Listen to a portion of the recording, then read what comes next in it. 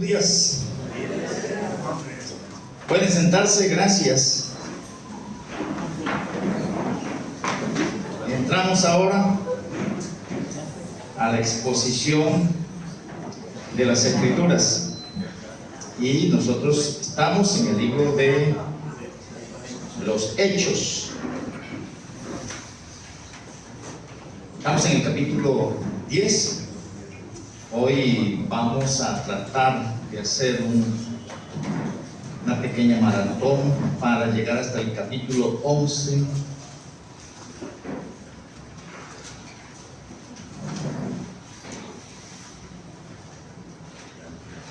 La primera parte que está relacionado con este mismo tema que aparece en el capítulo 10.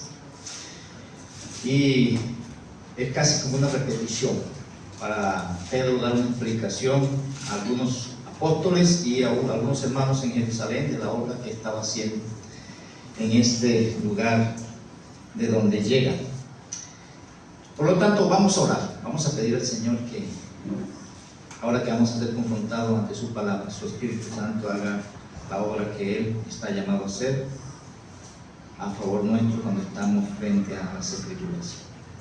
Padre bueno, agradecemos la oportunidad que nos concedes de rendirte tributo. Agradecemos que cada instante de la vida tú estás ahí proveyendo para nosotros lo que es necesario. Y en el contexto de la exposición de tu palabra, tú vas dando lo necesario. Haz que el Espíritu Santo, según la necesidad que tenemos en esta mañana, lo que estamos aquí, pueda, Señor, obrar con libertad en nosotros, que no haya resistencia en nosotros y que podamos, Señor, disponernos para recibir tu palabra.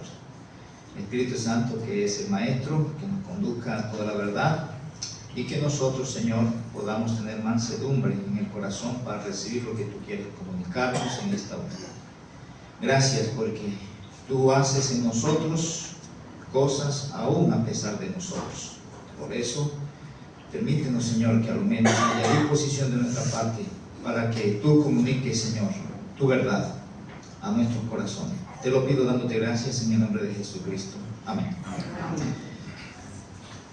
Bien, mis hermanos, estamos entonces en el capítulo 10 y nosotros quedamos el domingo anterior en el versículo 33. Y ahí está otra vez, porque para que tomemos la secuencia de lo que estamos diciendo desde ese versículo. Hay algunas consideraciones previas que nos contextualizan como siempre para que tengamos un poquito más de amplitud en el entendimiento de lo que está escrito ahí y la exposición que vamos a ir llevando. Estamos diciendo que ya va un proceso de exposición o de extensión del Evangelio, ya cruzando la frontera de los judíos. Entonces aquí, en este capítulo 10, hemos dicho que aquí es donde Dios rompe esa barrera que existía entre los judíos de no penetrar y no llevar el Evangelio a los gentiles. Aquí definitivamente se rompe porque ya antes ya habían llegado a los samaritanos que estaban mezclados y contaminados con los gentiles, y Dios fue preparando a varios de ellos de manera específica, puntual, para penetrar hacia ese grupo que es de aquí en adelante el grupo principal, el que va a aparecer, donde va a haber una cantidad de incursiones en las diferentes ciudades en ese contexto de la historia, presentando el Evangelio de manera especial o fundamental a los gentiles. Sin embargo, va a haber algunas,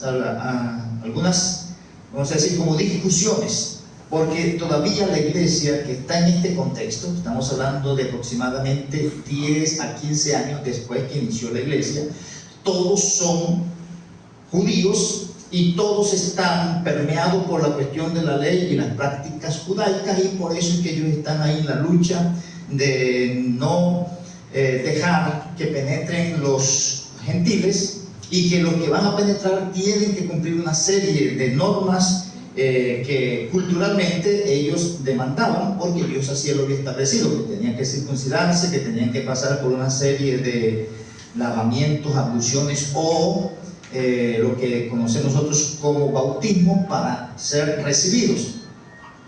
Y que esto los identificaba ellos como prosélitos, y venían a estar hasta cierto punto como a un nivel igual de lo que es ser nacido en Israel o ser nacido de padres judíos.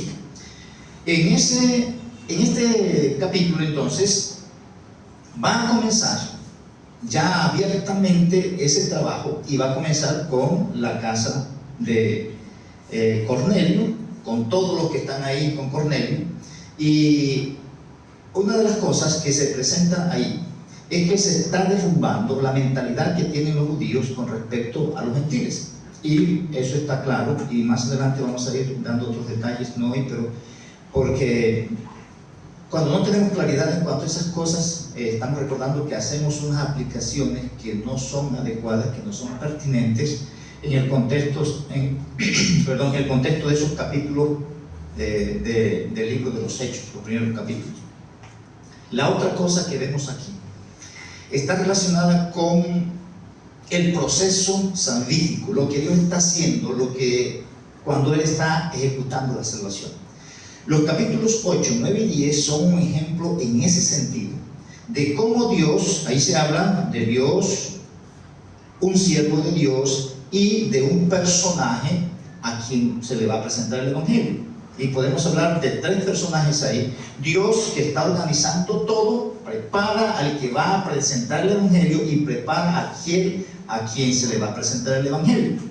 Y se dan detalles sobre qué cosas pertenecen a la salvación y qué cosas que son religiosas, que pueden engañar a las personas creyendo que eso pertenece a la salvación.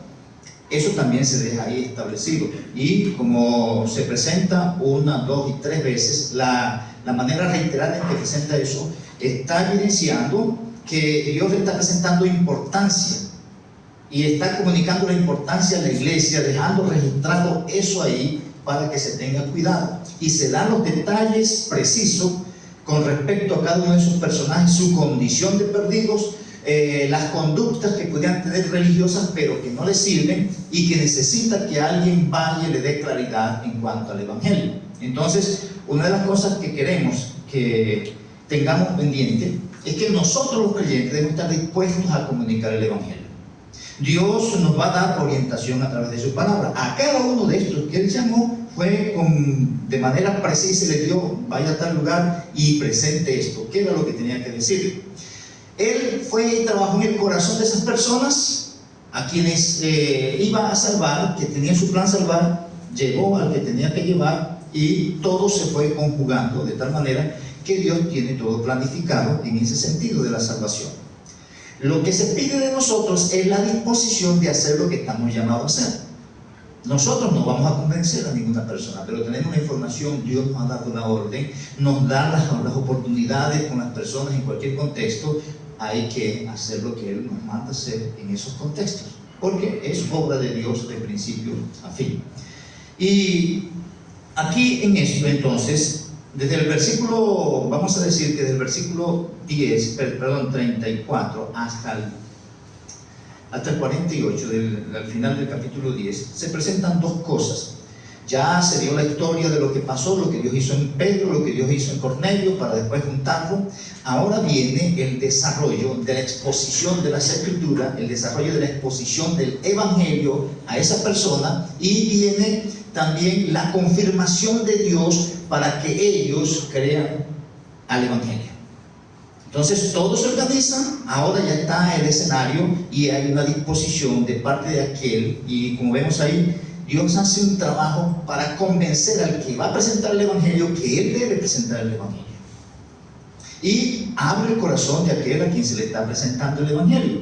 Y eso ahí, pues eso está claro. No vamos a desarrollar tanto los términos, pero quiero que tengamos pendiente el contexto del desarrollo de la historia del libro de los Hechos, para que después más adelante podamos entender otros temas que se van presentando después de este capítulo.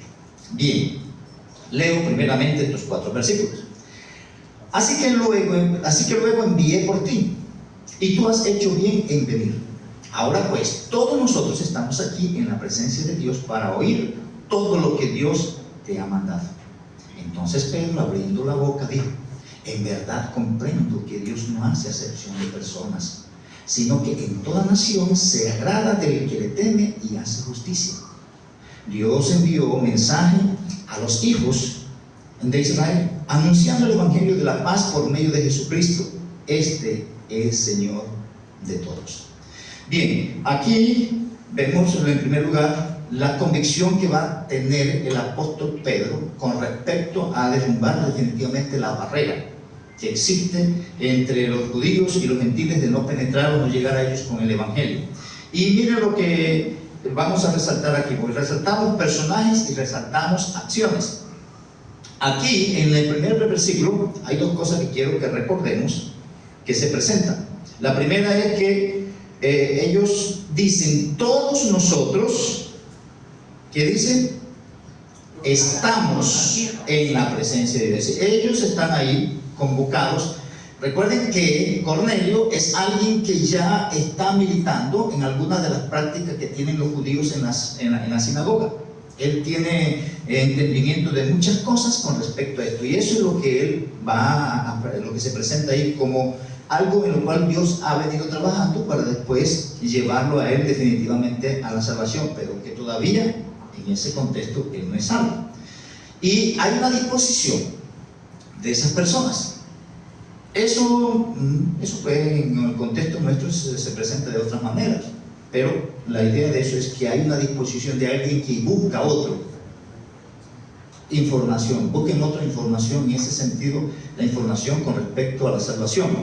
La otra cosa que se presenta ahí dice que están para oír lo que Dios te ha mandado, y hay una comprensión de parte de Cornelio: esta persona es un siervo de Dios, lo identifica como siervo de Dios, y se dispone a escuchar, y lo que va a escuchar lo va a escuchar como si Dios mismo estuviera comunicando ese mensaje. Lo entiende, lo acepta y lo va a abrazar, como más adelante se ve. Eso fue lo último que vimos el domingo anterior.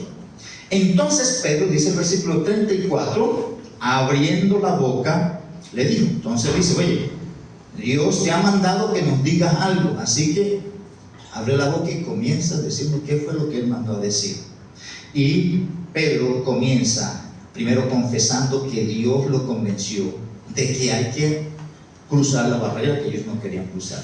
Fue lo primero que él confesó: reconocer que eso no estaba en sus planes, ni que eso era lo que él quería, pero que Dios lo había convencido de tal cosa.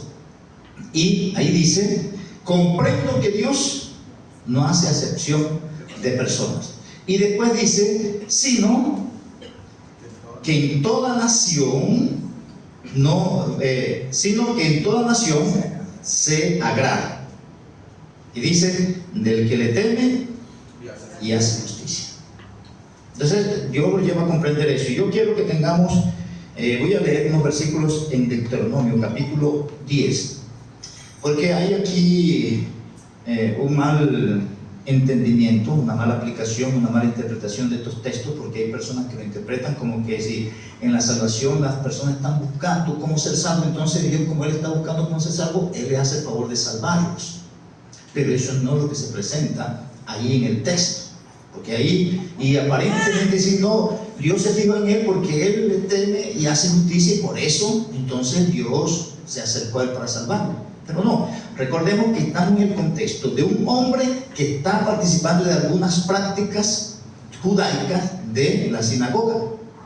En el contexto, quien está hablando es Pedro, que es un judío, y en el contexto mental de él no existe ningún otro Dios, no existe ninguna otra justicia, no existe nada bueno ni nada que pueda llevar ni conducir a Dios, sino lo que establece la ley que Dios le dio al pueblo de Israel. Y en esa mente, en ese contexto, cuando Pedro dice ahí, que Dios se agrada de los que le temen y hacen justicia, está pensando en aquellas personas que están acercándose al único Dios verdadero, a través de la ley o a través de la práctica que tenían en las sinagogas.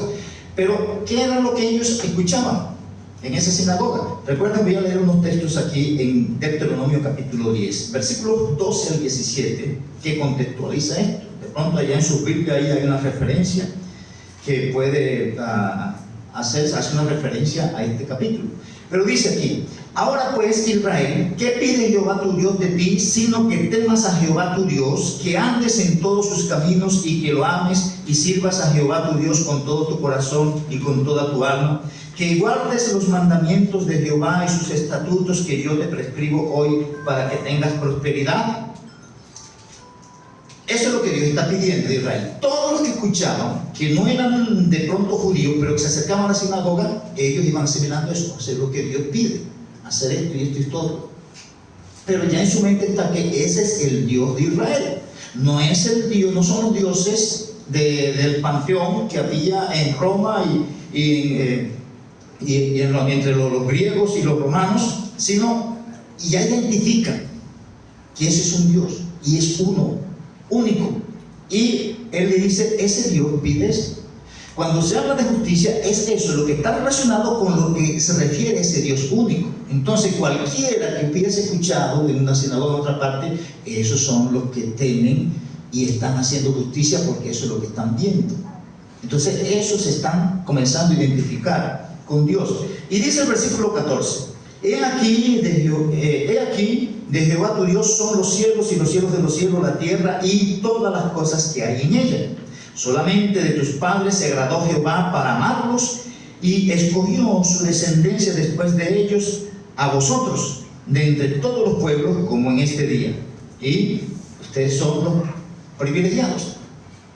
Y ahí es como si pudiera decirse que Dios está siendo exclusivo, que Dios está siendo imparcial, o que Él está haciendo acepción porque tiene esa nación particular. Pero miren lo que dice versículo 16, lo que tenían que hacer, porque aún los que no eran judíos, pero que se acercaban, se podían hacer prosélitos circuncidándose. Pero versículo 16 leo: circuncidad pues el prepucio de vuestro corazón. Y ya comienza ahí a dar, eso era claro, que no era tanto la circuncisión física, sino la circuncisión del corazón. Eso después en el Nuevo Testamento, eso es detallado con amplitud a través del apóstol Pablo. Y dice: y no endurezcáis más vuestra cerviz. Y miren lo que dice el texto ahora: porque Jehová vuestro Dios es Dios de dioses y Señor de señores, Dios grande, poderoso y temible, que no hace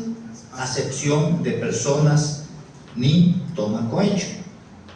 Y eso es lo que están presentando aquí. Entonces, las personas que no eran judías, que se acercaban a eso, ellos en su mente era ese único Dios, y las obras de justicia que hacían eran relacionadas con los que escuchaban del Dios de Israel. Entonces, Dios en toda nación se agrada del que teme y hace justicia, de aquel que se acerca a la sinagoga y quiere seguir los preceptos de la Torá, o lo que se estaba presentando en ese contexto. Y recuerden, la exposición le está presentando Pedro, que tiene todo el conocimiento de la ley, sabe que es el único Dios verdadero y que las demás cosas no. Entonces, cualquier otra cosa no es tomada como justa. En el contexto bíblico, lo que es justo es lo que está asociado con Dios. Y de ahí que, en ese sentido, Pedro y los demás, y aún Cornelio, que están recibiendo instrucciones de la ley, ellos van a asociar lo que es justo con lo que está en la ley. Continuamos. Versículo 36. Después que él hace esta exposición, él dice: ahora estoy convencido de esto, de que para ustedes también hay esta oportunidad. Es más, recuerden que anteriormente, cuando él llega a esa casa, le dice: aunque ustedes están visitando la sinagoga, están participando de ciertos rituales allá, yo no debería estar aquí con ustedes, porque eso es una inmundicia para nosotros estar con ustedes, a pesar de que él era uno que simpatizaba en las sinagogas. Comienza entonces él a exponer el mensaje. Dios envió mensaje a los hijos de Israel, anunciando el evangelio de la paz por medio de Jesucristo. Y comienza entonces a dar la orientación. Toda persona está enemistada con Dios. Y el evangelio es que aún estos que están participando de ciertas prácticas religiosas, pero que no han nacido de nuevo, son enemigos de Dios. Porque no es el participar de una práctica evangélica o cualquiera que sea. Es reconocer que Cristo es el Salvador nuestro, y eso va a llevar una vida que se asocia con ese reconocimiento. Dice la otra parte ahí: este es Señor de todos.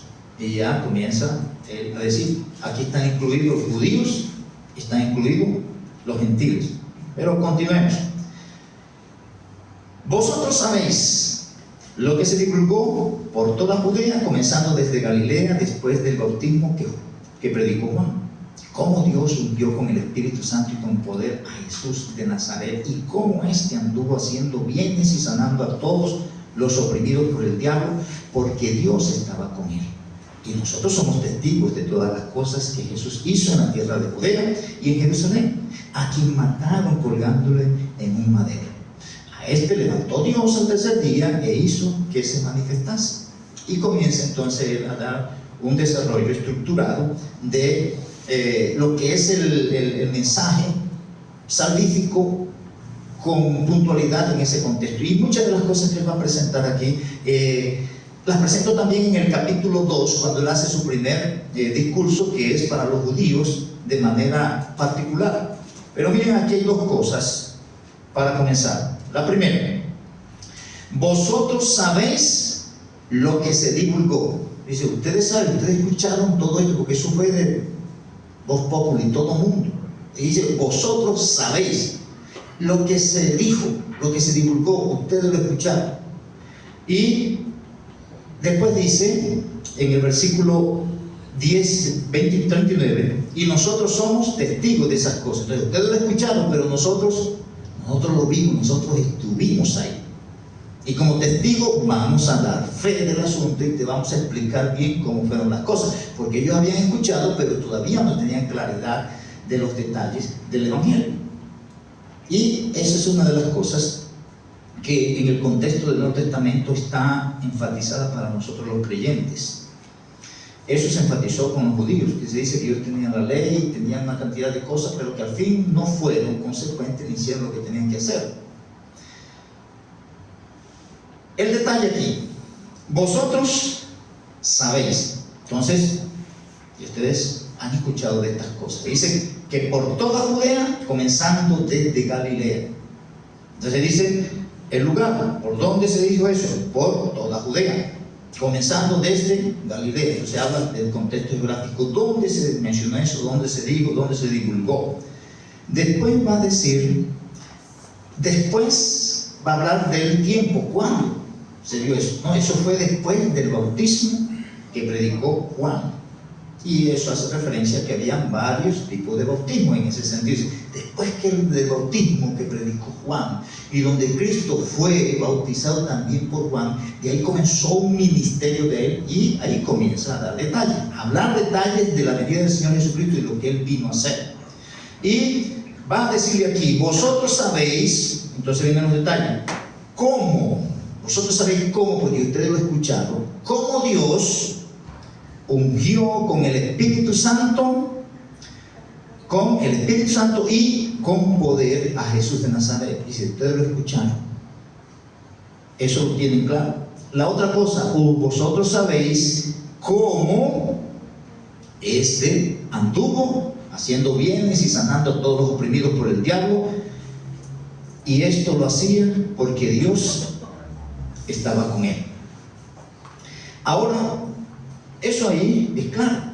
Él está apelando a lo que ellos saben, pero ya después le da la amplitud de que aún cuando ellos saben esas cosas, el saber esas cosas no es suficiente, como estamos hablando en los versículos anteriores de otras cosas que ellos hacían. Entonces saben unas cosas, pero no es suficiente saber esa información.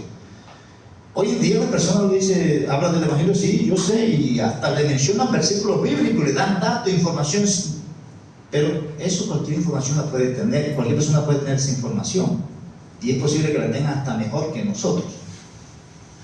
Pero es el asociarse con eso. Entonces le dice, ustedes han escuchado esto. Ahora dice, pero dice ahí, nosotros somos testigos de todas las cosas que Jesús hizo en la tierra de Judea y en Jerusalén.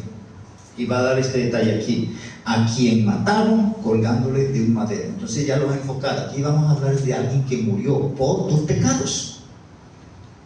No es porque tú sabes la historia. Y ahora en esta semana que denominan Santa, hay información de esas cosas y la gente se pone a recordar y a echar lágrimas viendo películas y cosas así de la crucifixión de Cristo, pero es tan lejos de la realidad de lo que presenta la palabra de Dios. Y ella dice, somos testigos, y dice, te vamos a hablar qué fue y por qué murió y cuál es el propósito de esa muerte, qué es lo que se hace cuando se está presentando el Evangelio sano de acuerdo a las Escrituras. Va a dar detalle entonces, porque va a hablar de Cristo, comienza a hablar de Cristo, a quien mataron, y después dice, a este que hizo Dios, lo levantó al tercer día. Entonces comienza a hablar, mire, Dios lo mata, este fue crucificado, pero Dios lo resucitó, y eso es una información de mucho valor en ese contexto, el ser resucitado, porque eso lo identificaba como hijo de Dios. Y después dice, e hizo que Cristo se manifestase. Y está hablando de la resurrección para encomendar a sus discípulos. Entonces, el Evangelio está expuesto ahí. Y dice, bueno, Cristo fue traído por Dios. A Cristo lo mataron, Él hizo lo que Dios le mandó a hacer, y aún a pesar de eso, lo mataron. Pero ¿qué hizo Dios? Dios lo levantó y lo puso a que se evidenciara a los demás, que se dieran cuenta, oye, sí, ¿verdad? Ese no quedó en la tumba, sino que fue levantado. Continuamos. Aquí dice entonces, como él está diciendo, nosotros somos testigos, y como lo que vimos, y esto fue lo que pasó, dice, Él, aparte de eso, nos mandó que predicásemos al pueblo y testificásemos que Él es el que Dios ha puesto por juez de vivos y de muertos. Es una exposición del Evangelio. Él es el que va a determinar, y allá es donde se va a rendir cuenta, pero aquí enfatizamos que Él dio la orden que todos los creyentes tenemos, que predicarle al pueblo. Ahí, cuando se refiere al pueblo, está hablando más particularmente al pueblo judío, y que testificásemos que Él es el juez, ante todo el mundo va a rendir cuenta. Sigue hablando, y dice, de este hablaron los profetas, todo lo que de pronto está Cornelio y sus familiares que también participaban y escuchaban en la sinagoga los relatos del Antiguo Testamento. Dice, de esto dan testimonio todos los profetas, y estos escuchaban en la sinagoga esos relatos, y dice, cuando los profetas hablan de un Mesías, es de este. Y dice la otra parte, que todos los que en él creyeran recibirán perdón de pecados por su nombre. Es una exposición del Evangelio, pero comienza diciendo que hay personas que tienen información, pero esa información que tienen no es suficiente. Comienza en el versículo anterior diciendo que Cornelio, él participaba de muchas cosas religiosas, pero que esas participaciones en esos ritos religiosos no era suficiente, que se necesita claridad bíblica de lo que es la salvación, para no estar pensando que se es salvo, pero que en realidad de pronto no se salva. Ahí va después, versículo 44 en adelante, y aquí viene entonces el desarrollo. Ahí viene lo que podemos denominar como la confirmación divina, porque lo primero que hace el apóstol, podemos decir que es como la exposición del plan divino de la salvación, y después viene ya la confirmación divina para esos que van a ser salvos, y eso es lo que se relata ahí. Dice el versículo, mientras aún hablaba Pedro estas palabras, el Espíritu Santo cayó sobre él, todos los que oían el discurso. Y él no está presentando ni presionando, él no está hablando de su testimonio, no está diciendo, él está presentando las Escrituras. Él no lo está asustando para que la gente levante la mano o crea o que diga algo. No, está presentando las Escrituras. Y mientras las Escrituras son expuestas, el Espíritu Santo está haciendo su trabajo, porque esa es la espada del Espíritu, tanto con los impíos como con los que son creyentes. De ahí que no depende del regaño, no depende del miedo, no depende de la manipulación ni la presión que se le presenta a las personas. Depende de la obra de la palabra de Dios y el Espíritu Santo haciendo ese trabajo. Sea con una persona que no es creyente o sea con el que es creyente. Por eso, el contexto no depende de lo mucho que pueda regañar el líder o el pastor, porque eso deteriora lo que Dios está haciendo. Dios no necesita esas ayudas. Dios trae convicción a través de su palabra, y el Espíritu Santo, mientras está hablando su palabra, que dice ahí, mientras él hablaba, el Espíritu Santo hizo lo que tenía que hacer en el corazón del otro.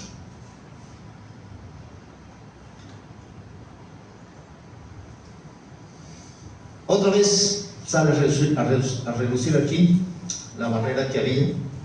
Recuerden que Pedro se llevó a unos 6 que lo acompañaban, que eran ya judíos, eran creyentes, pero de la circuncisión, y todavía ellos tenían, y ellos aquí se sorprenden, dice el versículo 45, y los fieles de la circuncisión que habían venido con Pedro, dice, se quedaron atónitos de que también sobre los gentiles se derramase el don del Espíritu Santo. Y eso no es por los judíos, y ellos están también ahí, y resalto eso ahí, quedaron atónitos de que también. Y cuando hace referencia a ese también, es porque eso fue lo que pasó a los judíos cuando estaban en el capítulo 2, en el discurso de Pedro, que sobre los judíos vino el derramamiento del Espíritu Santo. De ahí que muchos estudiosos piensan que aquí esto es un Pentecostés que se dio para los gentiles.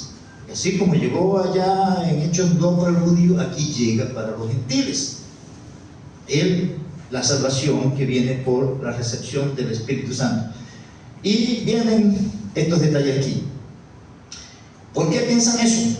No, porque les oían que hablaban en lenguas y que magnificaban. Esas mismas frases ustedes las van a ver en Hechos 2. Hablan en lengua y están glorificando a Dios.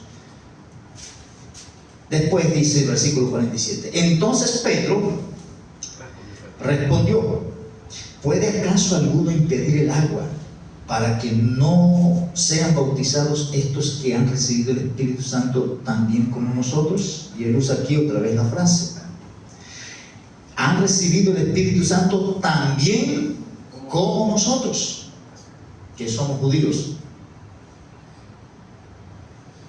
Y él dice, ¿puede acaso alguno impedir? Porque tenían sus prácticas en el contexto del lavamiento, y está todavía en el contexto de esos judíos que tenían prácticas de abluciones y lavamientos por muchas razones. Y dice el versículo 48, y mandó bautizarles en el nombre del Señor Jesús. Porque había muchos bautismos, como estamos diciendo, el primero estaba el de Juan, ahora aquí ellos tenían una serie de bautismos, y en este presenta bautizarles en el nombre del Señor Jesús. Entonces le rogaron que se quedase por algunos días. Eso es el desarrollo de la historia ahí. Pero de manera rápida, los primeros versículos del capítulo 11, para terminar con la idea de este mismo tema, se presenta la misma situación, y voy a hacer más lectura que otra cosa porque es como una repetición, solamente que va a ser expuesto como un argumento donde Pedro está defendiendo y ayudando a los demás. Oye, si es verdad que Dios rompió la barrera y Él va con toda persona, Él no va a hacer excepción.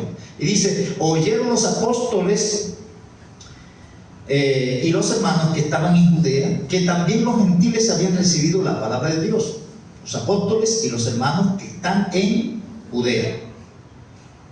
Ellos están por otro lado. Y dice, y se usa ahí otra vez el término, también, otra vez usa el término, también los gentiles habían recibido la palabra de Dios.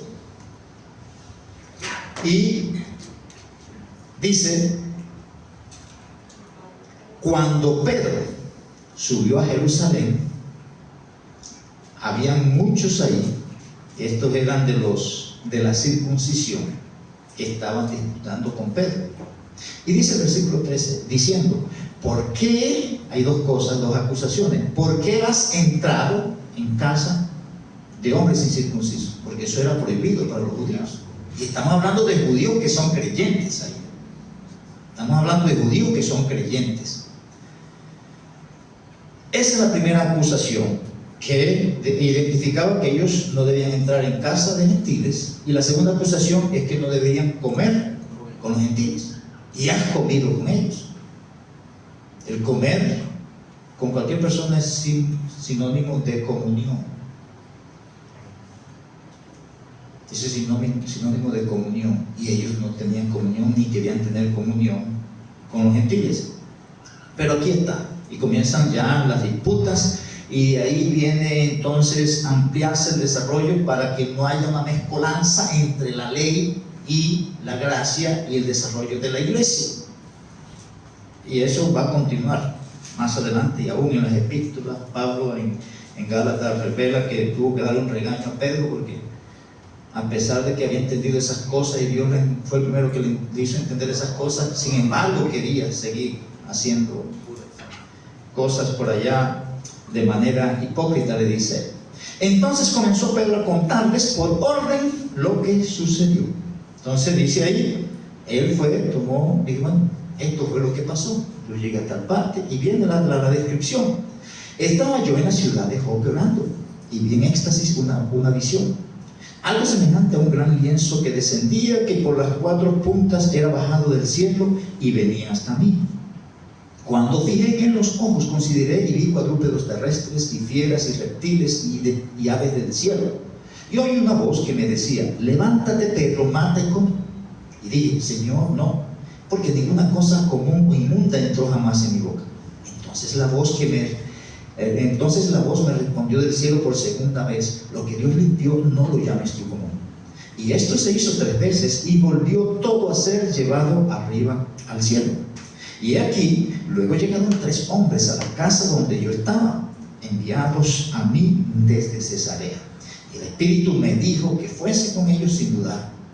Fueron también conmigo estos 6 hermanos y entramos en casa de un varón, quien nos contó cómo había visto en su casa un ángel, que se puso en pie y le dijo, envía hombres a Jope y haz venir a Simón, el que tiene por sobrenombre Pedro. Él te hablará palabras por las cuales serás salvo tú y toda tu casa.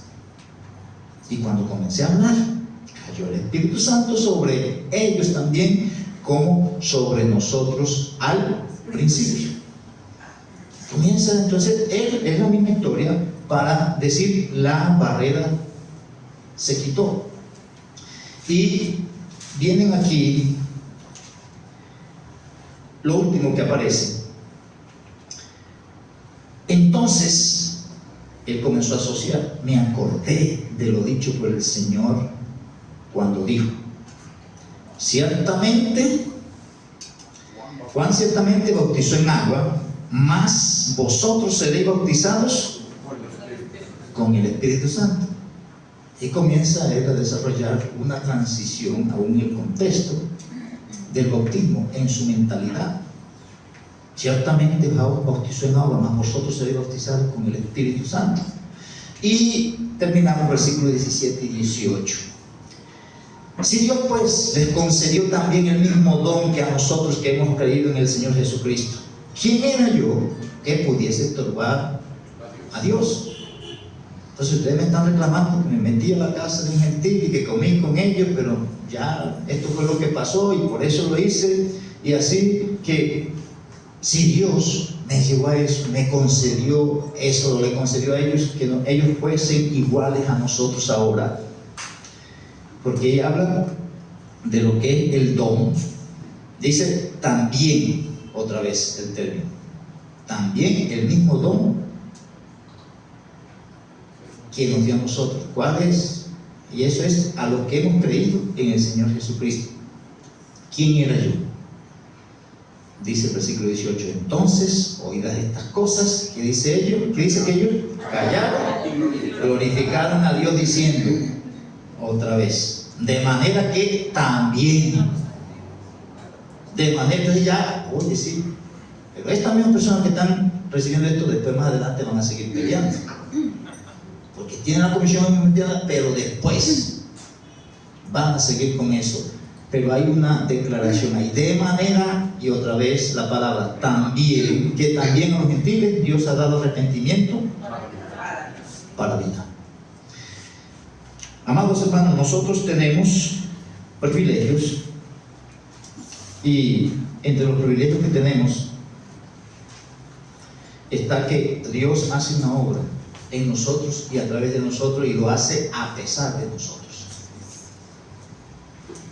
Uno no debe estar presionado ni afanado por las circunstancias ni las cosas en el contexto de lo que Dios nos ha llamado a hacer. En ningún contexto. Dios no nos pone a hacer nada para lo cual Él no nos capacita. Cuando hablamos aquí en el contexto de evangelismo, cuando Él me dice que yo debo compartir y hablar de las virtudes de aquel que me llamó de las tinieblas para su luz admirable, es porque Él tiene sus escogidos. Y a esos escogidos, de alguna manera u otra, va a provocar que yo me les acerque y diga lo que debo decir. Lo que debemos tener es el cuidado de no estar contando cosas que no presentan las Escrituras. Eso fue lo que Pedro hizo. Él no se puso a hablarle a él, mira que yo estuve esto y yo hice tantas cosas, no. Él comenzó a decir de Cristo. Cristo Dios lo trajo así, Él hizo esto y esto otro, y después nos mandó a nosotros que hiciéramos esto, y Él ahorita está como el juez de vivos y muertos. Eso es lo que hay que presentar. Si presentamos lo que dice la palabra de Dios, el Espíritu Santo va a hacer esa obra perfecta. Él la va a hacer siempre, a pesar de que nosotros presentamos otras historietas. Él busca la forma de que esa gente entienda.